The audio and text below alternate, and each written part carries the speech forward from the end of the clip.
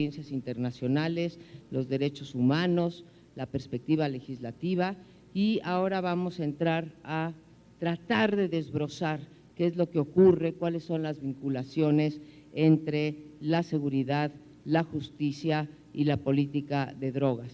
Nos acompañan en esta mesa el licenciado Fernando Gómez Montt, a quienes ustedes conocen por su larga trayectoria política y por su larga trayectoria también como profesionista, como abogado postulante y como secretario de Gobernación, como legislador, así que tendrá cosas que decirnos en esta materia de justicia, y también el doctor Eduardo Guerrero, que ya hace tiempo viene especializándose en la materia de violencia y seguridad y que ha contribuido como pocos al debate sobre el estado de la violencia en México con datos duros. Así que les doy la bienvenida. Él es director de Lantia, un sitio y una empresa que ha hecho mucho bien en términos de la transparencia en materia de violencia en este país. Les doy la bienvenida, les agradezco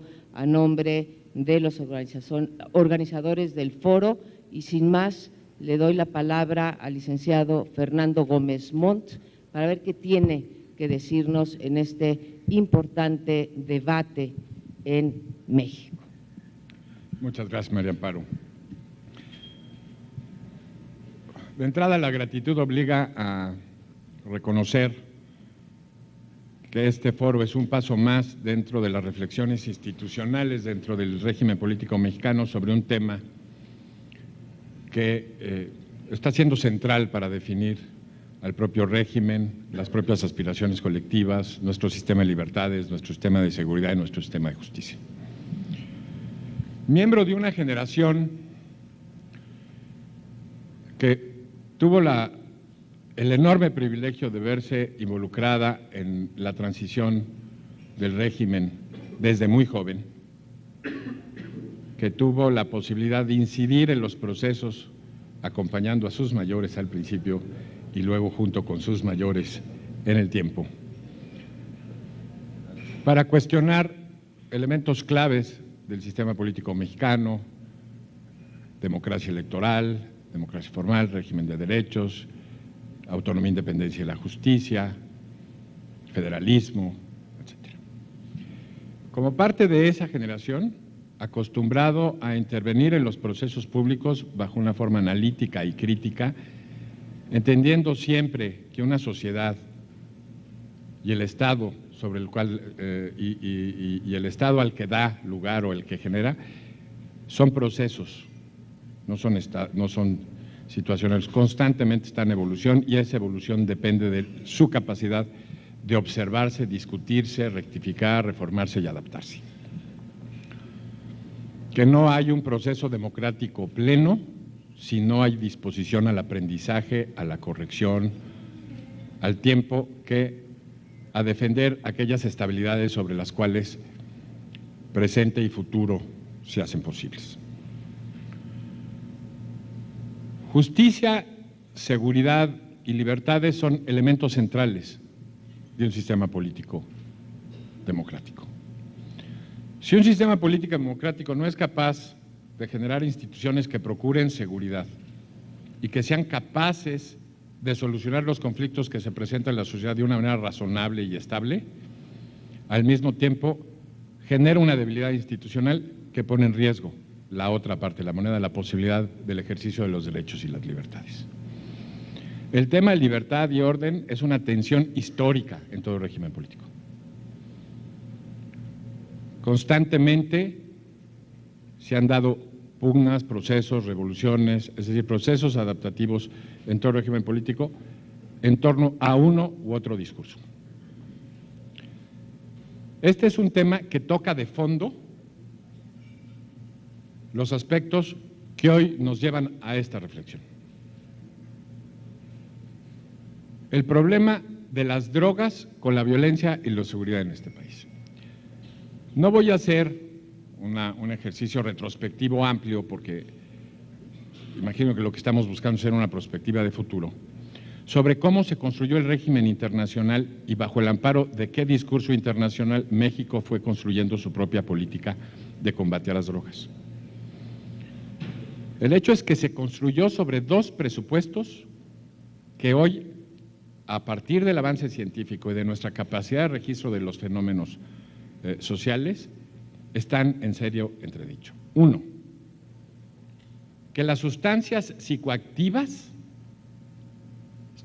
siempre se consideran un tema de salud, que todo consumo de sustancias psicoactivas genera afectaciones en las conductas humanas que ponen en riesgo la vida social.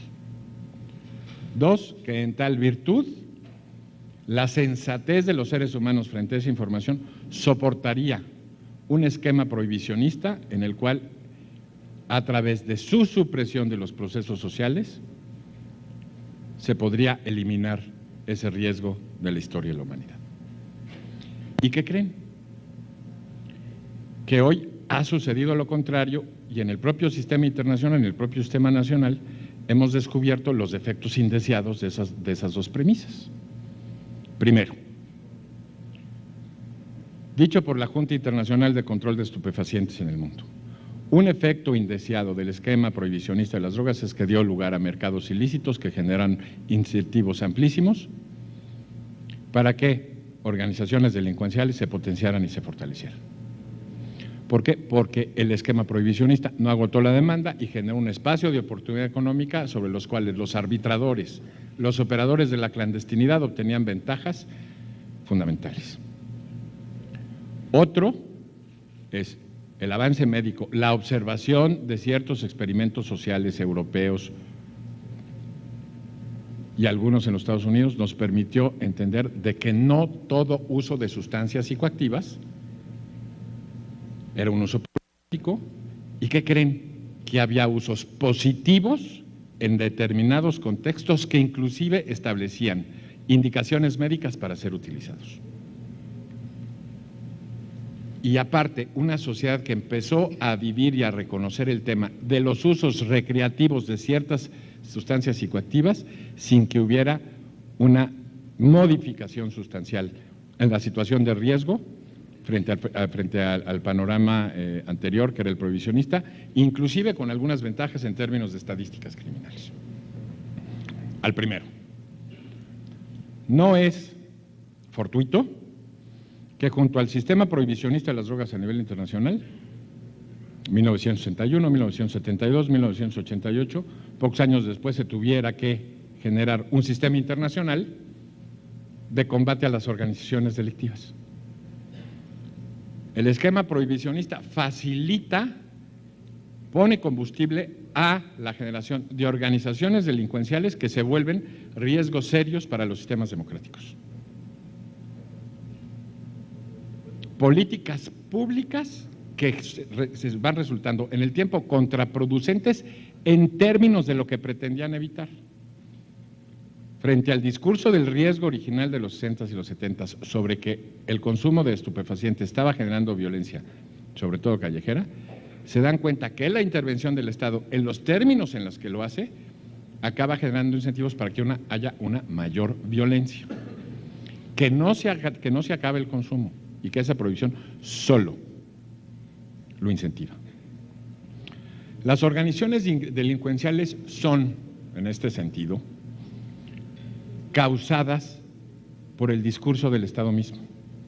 Son dos los factores que las mueven centralmente.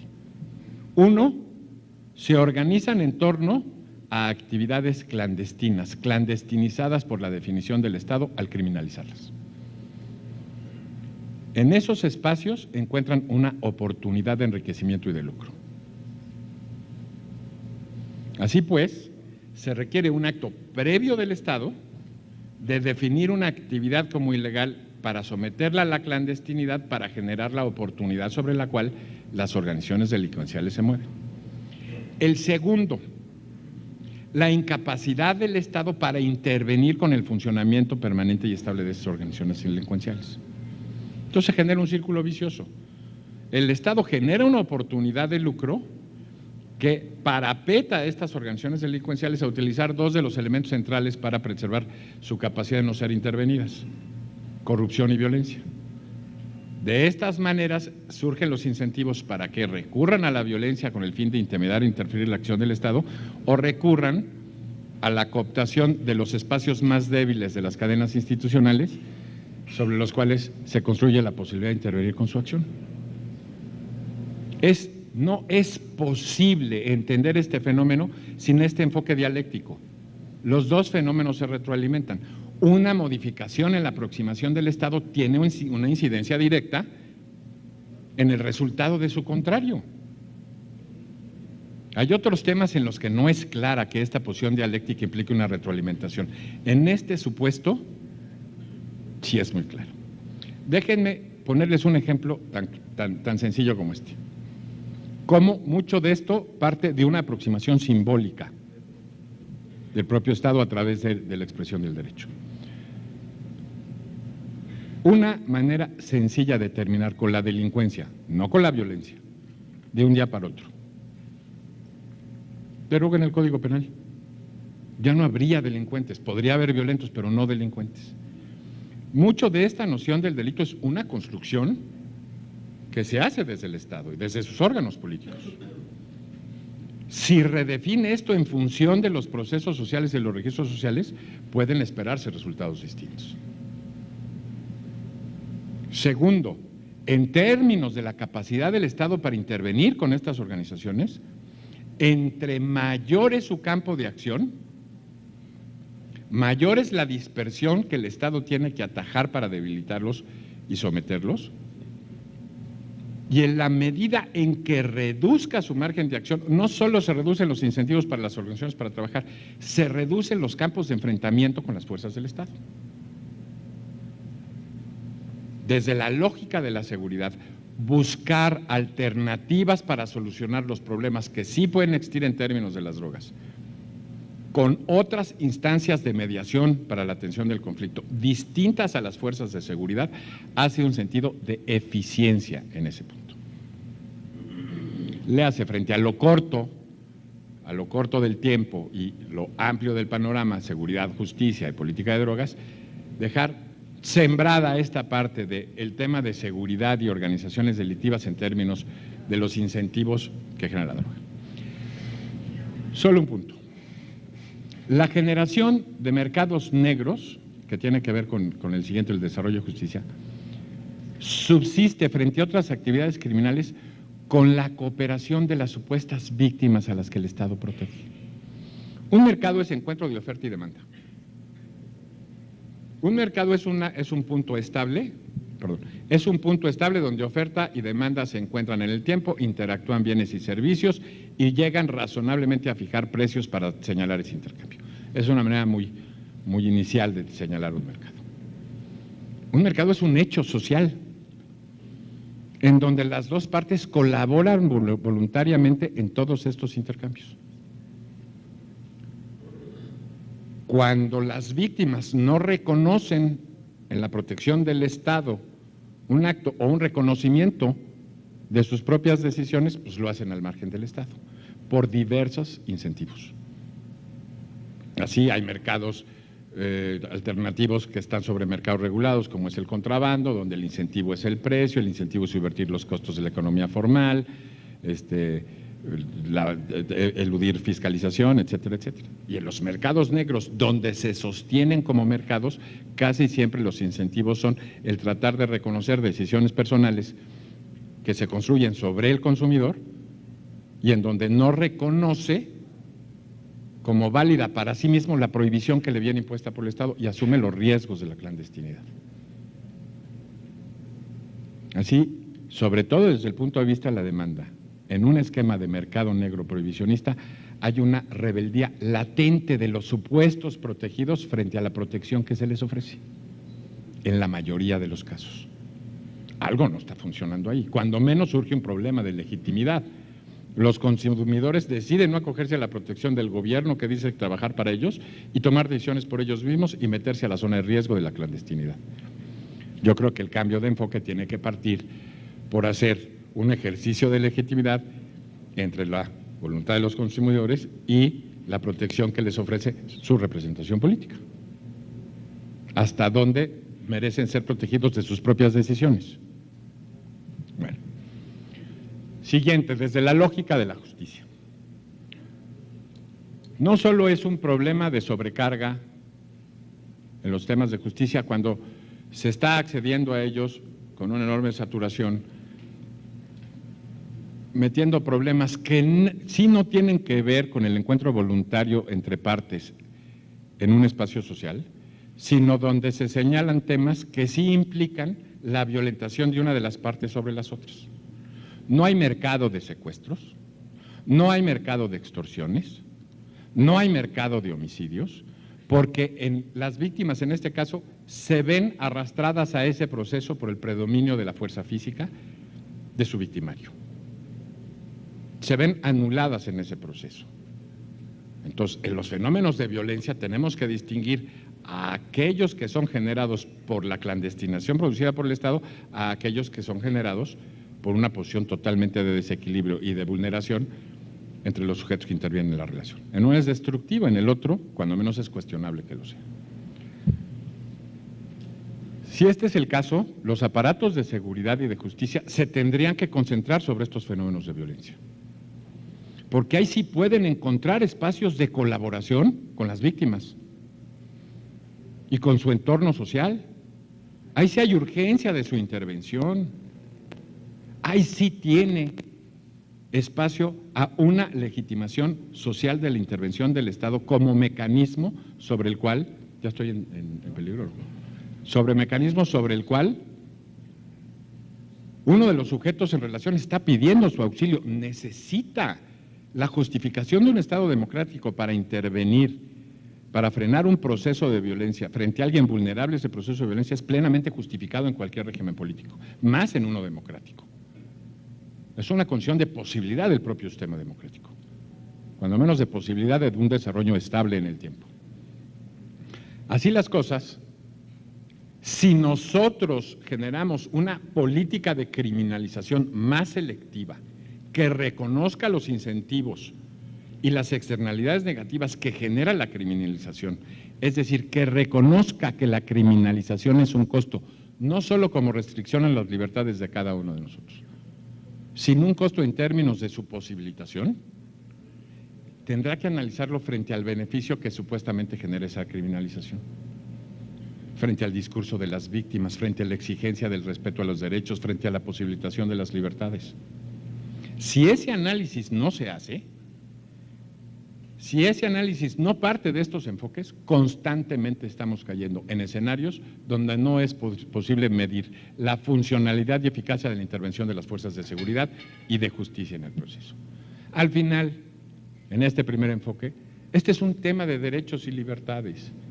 Si existen usos no abusivos por su carácter médico o recreacional, por carecer de consecuencias sobre las relaciones sociales o no abrir de manera seria, de manera próxima, el margen de riesgo a la relación social,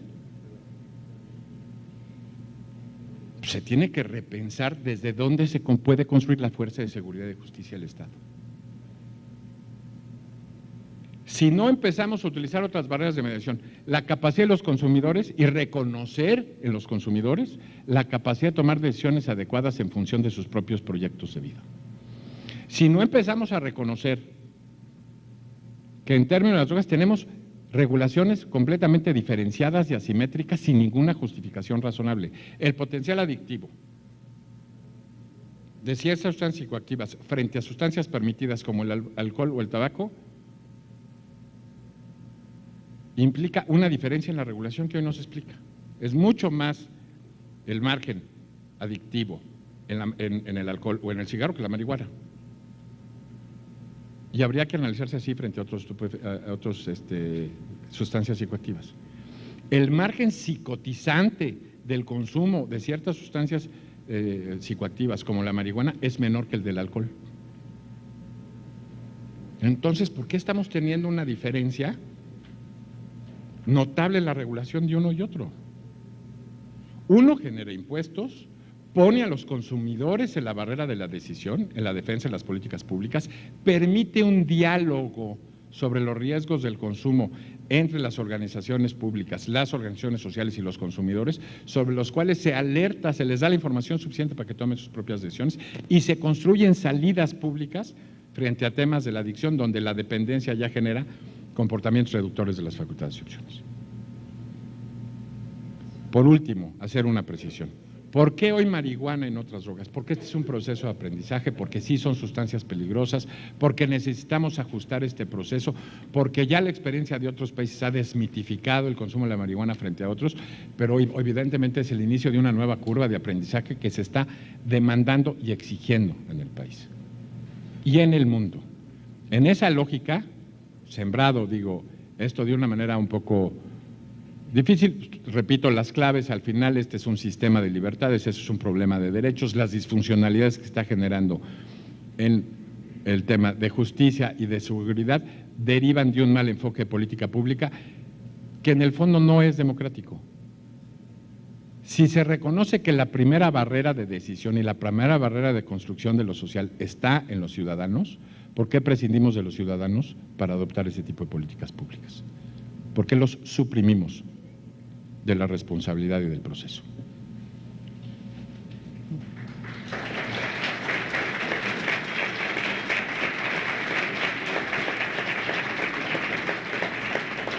Muchas gracias a Fernando Gómez Montt, me parece que es horriblemente convincente, tanto desde el punto de vista filosófico, desde el punto de vista de las libertades, de los derechos, de lo que debe de ser el papel del Estado, como también desde el punto de vista institucional y del fracaso que ha supuesto la política fundamentalmente punitiva.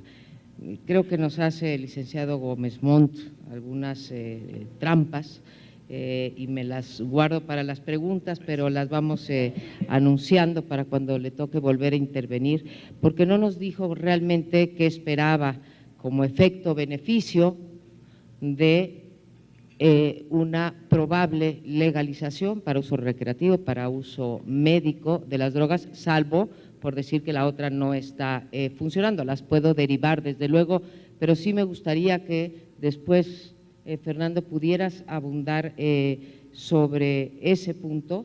Un segundo que me lo suscita tu último comentario, donde dices, ¿por qué no nos preguntan a los ciudadanos qué es lo que queremos, no? ¿Estarías tú de acuerdo en que esto es una de esas políticas que se debe de someter, ahora que tenemos formas de democracia directa, es un tipo de política pública que se debería de someter a la decisión de los ciudadanos directamente? Y tercero, una pregunta pues que no me aguanto las ganas de hacer. ¿Por qué muchas personas como tú, y conozco tu trayectoria hace mucho, empezaste diciendo que llevas muchos años en estas lides de analizar, discutir e incluso ser uno de los decisores de los actos públicos, ¿por qué encontramos que otros personajes, también como tú que han pasado por los gobiernos, cuando estuvieron allí y tuvieron la oportunidad de impulsar una política basada en estos argumentos, en este discurso que a mí me parece convincente, y quiero decírtelo, Fernando, desde luego que lo comparto, porque cuando estaban en esos puestos de poder, de decisión, decían ustedes, y te cito textualmente, la legalización de las drogas no resuelve el problema fundamental de la seguridad en el país, no pone alto a la descomposición institucional que se ha hecho manifiesta en los últimos años, más aún, decías tú, no garantiza que las bandas delincuenciales renuncien a las prácticas al margen de la ley, que es uno de los argumentos fuertes que nos estás dando este momento. Las dejo ahí también para que tengas oportunidad.